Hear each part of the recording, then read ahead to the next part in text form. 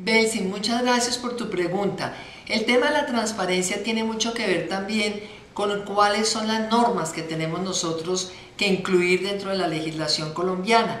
Cuando yo fui ministra de la Defensa Nacional, en ese momento me inventé una serie de controles internos en el Ministerio de la Defensa. Primero, todo el tema de la centralización de las compras. Era obligar a que todo lo que son las compras militares se hicieran en el Ministerio de la Defensa de forma centralizada para lograr, primero que todo, economías de escala. Segundo, mucho más transparencia en los procesos de licitación. Y tercero, por supuesto, mayor capacidad de negociación con los proveedores. Este tema fue fundamental para lograr ahorrarle al Ministerio de Defensa unos recursos muy importantes. En ese momento lo que ahorramos era parecido al presupuesto de conciencias.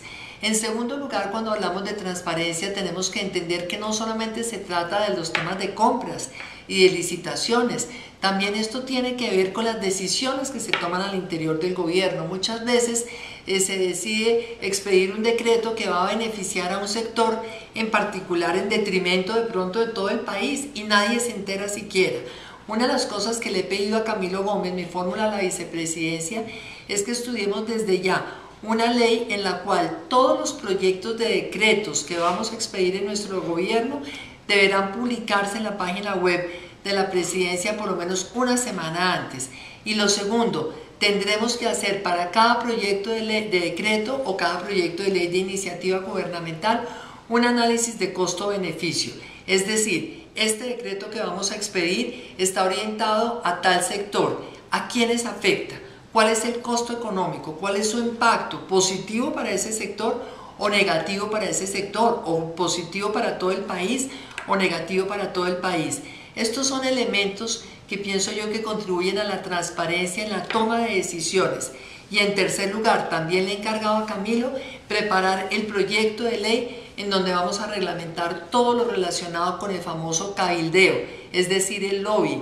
En el mundo desarrollado, el lobby se hace de manera transparente. Hay empresas que hacen lobby y entonces se sabe que esos son los que van, piden citas en el Senado, hablan en nombre de un determinado sector, los paperos o las licoreras o en cualquier sector de la actividad económica, pero siempre se hace en forma transparente. Se llevan los documentos que se presentan a consideración de esos congresistas o de los concejales o de los diputados o la cita que se pide en un ministerio para hablar de las necesidades de ese sector.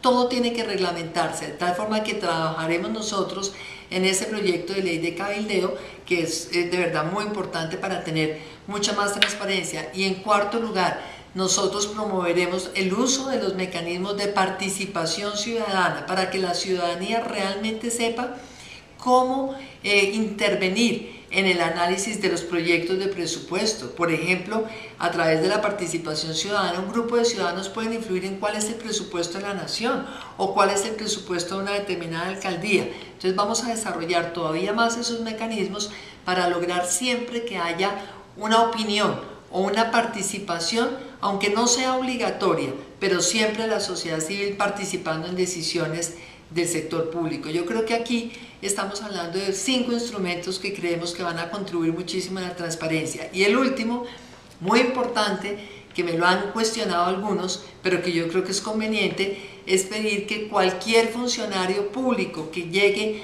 a un cargo de determinado rango hacia arriba tenga la obligación de presentar su declaración de renta, la declaración de renta de su esposo o esposa, la declaración de renta de sus hijos y la declaración de renta de sus padres, porque hemos oído que muchas veces la gente que utiliza testaferros lo hace siempre con su núcleo familiar. Y la verdad es que creo que en esto sí que es importante la transparencia. Si una persona llega a una función pública y su patrimonio es una casa, una finca, 2 carros, pues uno no entiende cómo de pronto salen de esa función 4 años después u 8 años después y son dueños de fortunas que valen millones de dólares. Yo creo que todas estas son medidas orientadas todas a que acá en Colombia tengamos más transparencia y los funcionarios públicos tienen que estar dispuestos a dar el óptimo de transparencia.